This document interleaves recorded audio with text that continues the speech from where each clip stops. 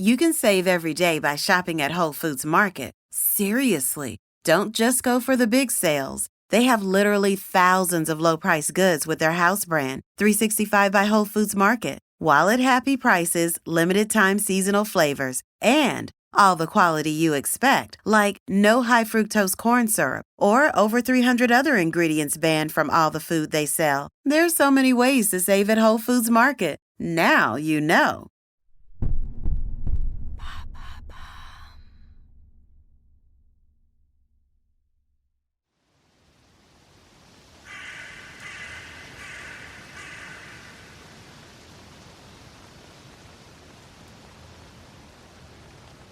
Hiver 1972, Washington. Dans la pénombre d'une chambre d'enfant, 2 prêtres sont agenouillés. Les mains croisées sur les draps blancs du lit, ils récitent des prières. Que le pouvoir de Jésus-Christ te libère, que Dieu Tout-Puissant te libère. Leurs mains tremblent, mais leur voix impérieuse résonne tout autour. L'air est glacial dans la pièce, plus encore qu'à l'extérieur, et des nuages de vapeur s'échappent de leur bouche. Le plus âgé des deux garde les paupières closes, mais le plus jeune, tétanisé, ne peut s'empêcher de fixer l'horrible créature allongée face à lui. C'est une jeune fille d'à peine 12 ans, en chemise de nuit, les cheveux châtains et une frange sur le front, mais dont les yeux jaunes et malsains semblent lire toutes les pensées. Déchirée par les cicatrices et les plaies ouvertes, sa peau vire au bleu comme celle des cadavres. Ses lèvres terriblement gercées se tordent en grimaces contre nature. Elle a les dents noires et une substance visqueuse dégouline le long de sa langue. Un visage d'enfant rongé par le mal, non par la maladie, mais par une puissance satanique tout droit sortie des enfers. La jeune fille grogne d'une voix rauque et crache une volée d'insultes. Les prêtres poursuivent leurs prières. Dieu le Père t'ordonne de partir, Dieu le Fils t'ordonne de partir, le Saint-Esprit t'ordonne de partir. Ils se lèvent, font le signe de croix et l'aspergent d'eau bénite. Mais le démon n'a pas dit son dernier mot. La jeune fille possédée se redresse soudain sur son lit. Dans un abominable craquement d'os, elle fait alors tourner son cou sur lui-même comme une poupée désarticulée, indifférente à toute règle anatomique, avant de plonger à nouveau son regard vicieux dans celui des 2 hommes. Coupé! S'écrie alors William Friedkin, le réalisateur. Les acteurs soulagés reprennent peu à peu leurs esprits. Il faut dire que cette scène est l'une des plus intenses de l'histoire. Sur le plateau, tout le monde sent d'avance que ce film d'horreur marquera durablement les spectateurs et l'histoire du cinéma. Mais ce qu'ils ignorent encore, c'est que le tournage lui-même aura son lot de mauvaises surprises et d'événements terribles.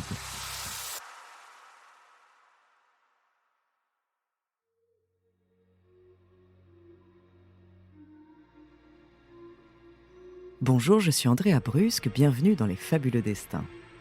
Aujourd'hui, je vais vous parler de l'un des films les plus terrifiants de l'histoire. De nombreux spectateurs en ont fait des cauchemars, mais ce qu'ils ne savent pas, c'est que l'horreur dépasse parfois le champ de la caméra.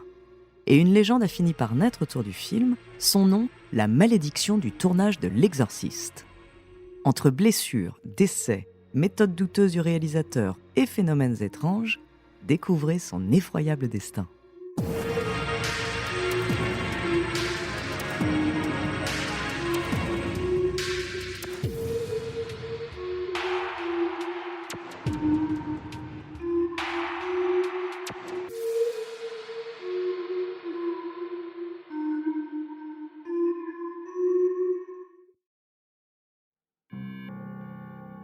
On December 26, 1973, in 24 selected engagements in the United States, William Peter Blatty's The Exorcist, directed by William Friedkin, opened.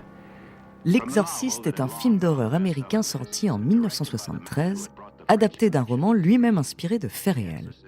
Il raconte l'histoire de Regan McNeil, une jeune fille de 12 ans qui se fait posséder par un démon. Alors que sa mère s'inquiète des comportements de plus en plus étranges de sa jeune fille, elle fait venir des médecins, un psychiatre et enfin 2 prêtres pour l'exorciser. Le film est rempli de scènes terrifiantes aujourd'hui devenues cultes où les 2 hommes d'église font face à l'horrible créature. This is the second time we've seen it. It's terrific. As ready as I can possibly go. I love it. Fantastic movie. It's really gross. It was really terrific. I want to see if it's going to make me throw up. À sa sortie, le film connaît un succès retentissant. Encore aujourd'hui, il est le 3e film d'horreur le plus lucratif de l'histoire. Certains critiques déplorent un usage à outrance des effets spéciaux et du langage injurieux, mais la plupart lui accordent le statut de classique du cinéma. The winner is William Peter Blatty for The Exorcist. En tout, L'Exorciste remporte 2 Oscars sur 10 nominations et 4 Golden Globes. C'est une référence que tout le monde connaît, même si beaucoup n'ont jamais osé le regarder. Seulement, ce que le grand public ignore, c'est que le tournage s'est fait dans des circonstances peut-être aussi horrifiques que le film lui-même.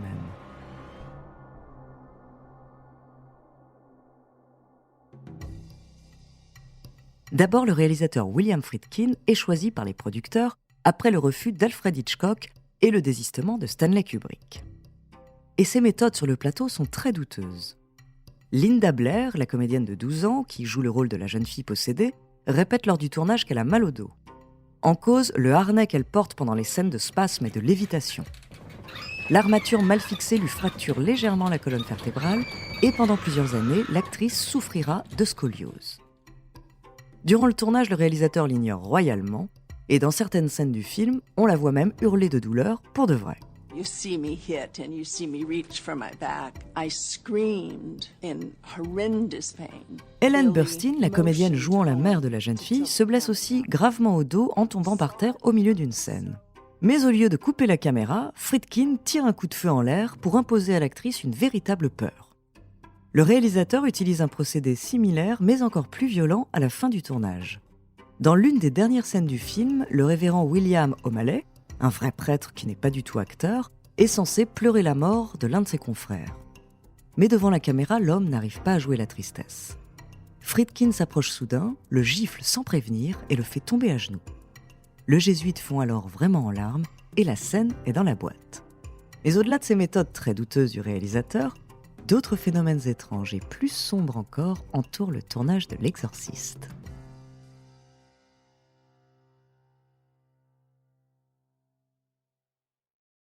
Avant de continuer cet épisode, nous voulions vous remercier pour votre écoute.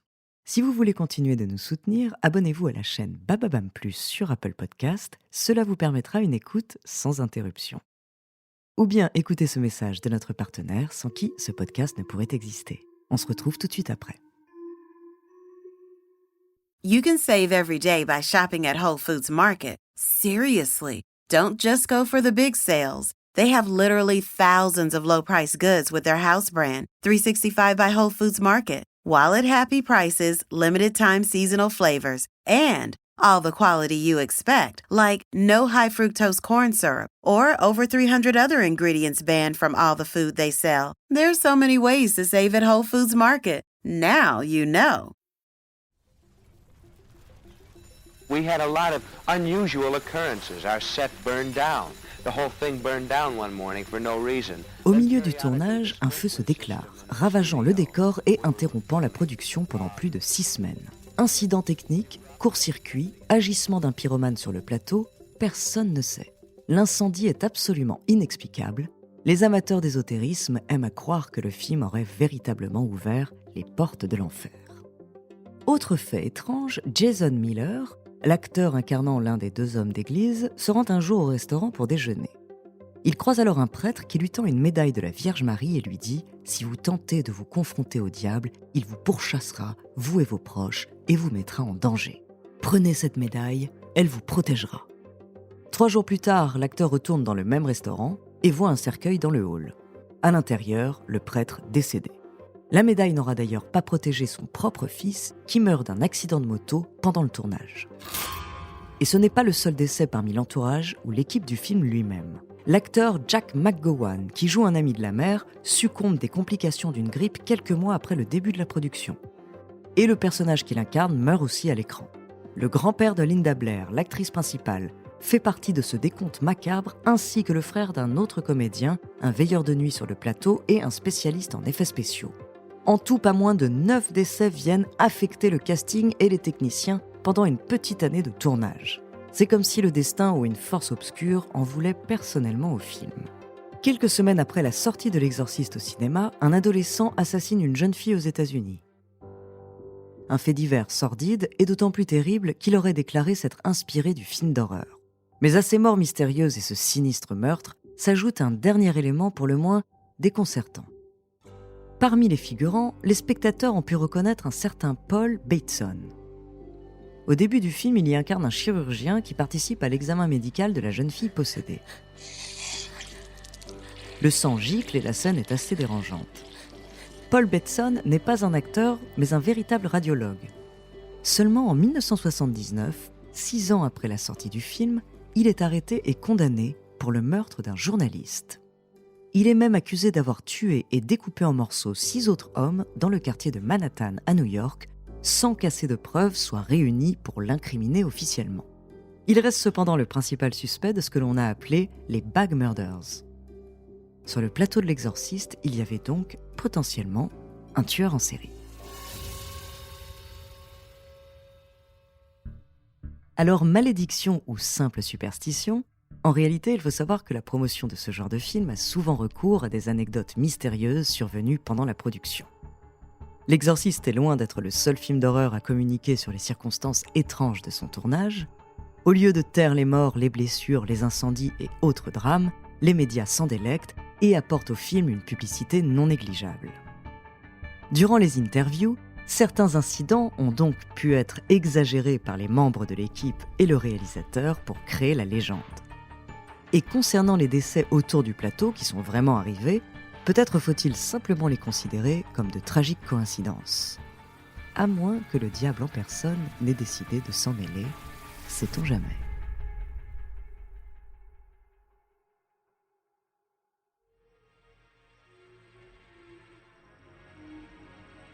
Merci d'avoir écouté cet épisode des Fabuleux Destins écrit par Ellie Oliven, réalisé par Antoine Berry-Roger. Dans le prochain épisode, je vous parlerai d'une autre histoire d'horreur, celle du roi du cirque et des foires aux monstres à la fin du 19e siècle. En attendant, si cet épisode vous a plu, n'hésitez pas à laisser des commentaires et des étoiles sur vos applis de podcast préférés.